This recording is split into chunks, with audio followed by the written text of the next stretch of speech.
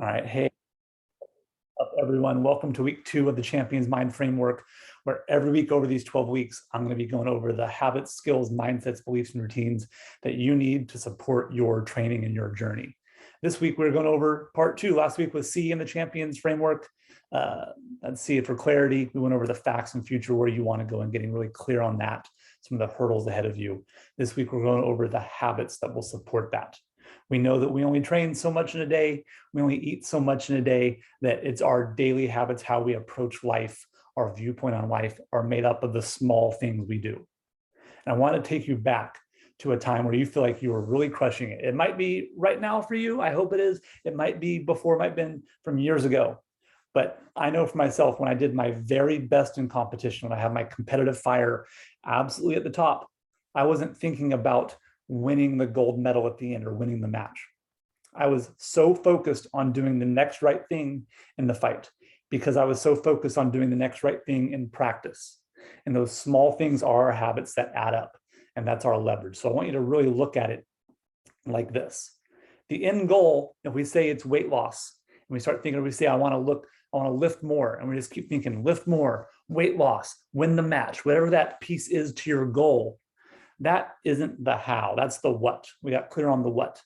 The habits are going to be what supports the daily work.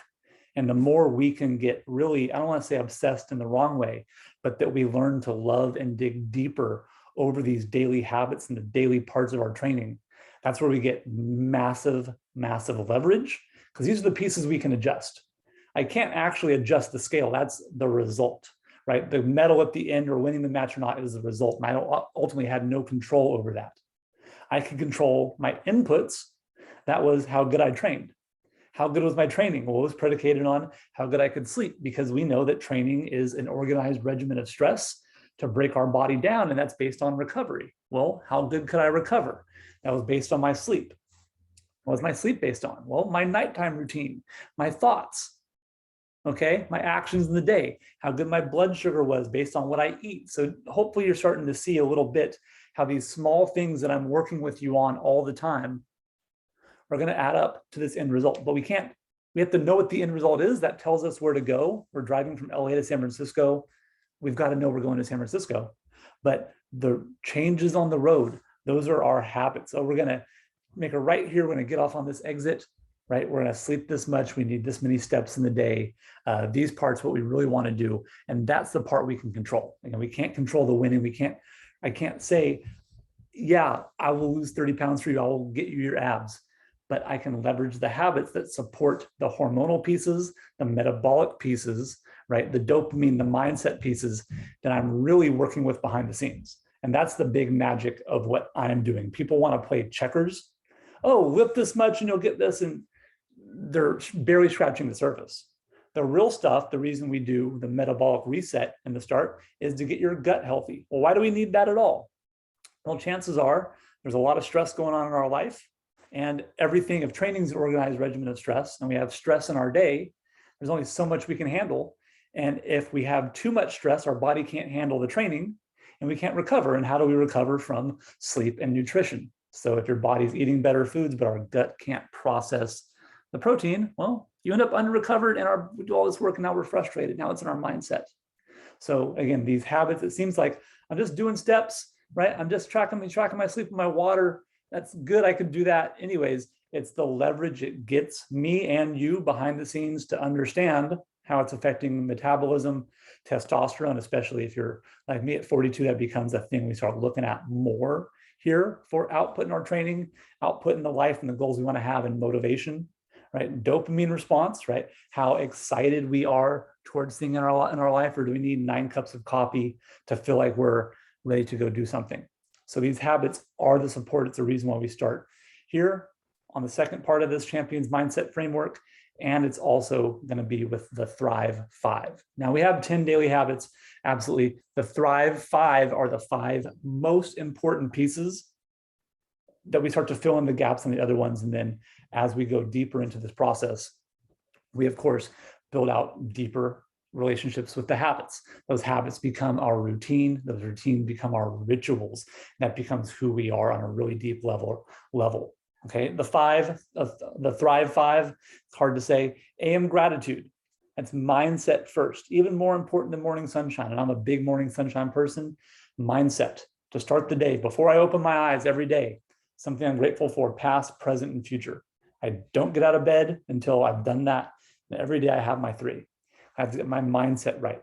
That governs everything we do. That governs our choices. We know when we're, again, if we go back to that cortisol response, that's our stress hormone. If we're stressed and we get up, the first thing we do, I'm stressed. Well, I've got to start working. It's mindset. Now my actions are following my mindset. So we've got to get that part right. And that takes time. It's a muscle we've trained. Number two is daily movement. This could be our workout. This could be just getting steps in the day. Our movement, that's for our basal metabolic rate. We know that it feels good to move. We're supposed to move our body. We all have different prescriptions here of what our training is, what our recovery is based on all these parts, but the habits support that. So yes, you do need movement in the day. We're made to move. Number three is hydration. Clear water. Coffee doesn't count towards it and soda doesn't count towards it. Of course, we know that there in the day. We're aiming to increase your hydration intake. One of the big goals we want to get to, obviously people talk about half your body weight in ounces, but it's important to note that everyone starts at a different point here. So if you're at 20 ounces in a day, to assume, and you're 200 pounds, to assume you're going to get to 100 ounces tomorrow may not be realistic. That's like saying, I need you to lift 300 pounds and you're at 100. Well, I'm looking for increases in your hydration intake.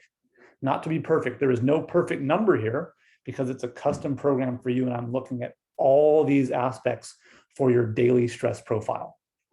Right, again, that's how much stress is coming in, how well you handle it. That's why I'm tracking steps, sleep, movement, hydration, nutrition, these parts to understand, here's how much I can stress you to get your body to make this change over time.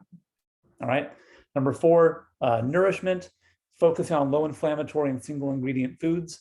And from there, we get into the customization to look at, here's your goal. You're running a marathon now. You were just doing steps and now you're running a marathon. It really happens. It's really great. It might seem crazy, but that's really the part of it. We're back in the game. You're actually registered for an event. Well, what is the nutrition we need to support that? If we cannot get our gut healthy and keep our gut healthy, we cannot create what is called anabolism, meaning our body can break down protein and turn it into lean muscle. So all we do now is we go to Whole Foods, we get our $30 box of foods. We're like, I'm going to eat healthy. And it goes right through us, right? We don't get to enjoy it. We don't get the benefit of what that is. So we go, why am I doing this? And I feel under recovered. There's a reason why we address that. And then protein qualities here early on in your program. And finally, sleep. Blackout curtains in a dark room, right? We can't maybe control quantity, how many hours you get, but we can usually control quality a little easier in the start. Okay, so it's a blackout room, that's your phone down and off. We'll get into that about sleep, and there's guides and trainings I have for you on AM, PM routines and how the light affects our hormones and all these parts. We get to dig deeper, but hopefully you see how it's predicated on these Thrive 5 habits. Morning gratitude, daily movement, hopefully starting early with the movement, hydration, nourishment, single ingredient foods and low inflammatory foods, and then sleep in a blackout room. We're going to add the next 5 in soon. But again, it's to get the adaptation of these habits, not to say, here's the perfect list. Here's what it is. That's the same as saying, hey, I think you should just lift 500 pounds. Why can't you do it? I think you just go win the match. Those are the end points. We are starting here at the starting point to get the habit, skills, mindsets, routines, and beliefs you need to support this journey as we go from transformation to progression, meaning you're training more, you're feeling like you have your competitive edge or your competitive fire back, to optimization, where these habits start to look really clear to your own ritual. They stop to become habits and they become not the routine, is that progression phase. You're doing it and they're good, but now they are optimized to you and the things you want in your life. That's the end goal. Right now, this week, we're focusing on your habits. So look at those 5. Tell me how you're doing, which of those you completed each day. And I'm excited to dive deeper into you with that. And then keep filling out your progress, and we're going to keep crushing it. All right, guys. Thank you.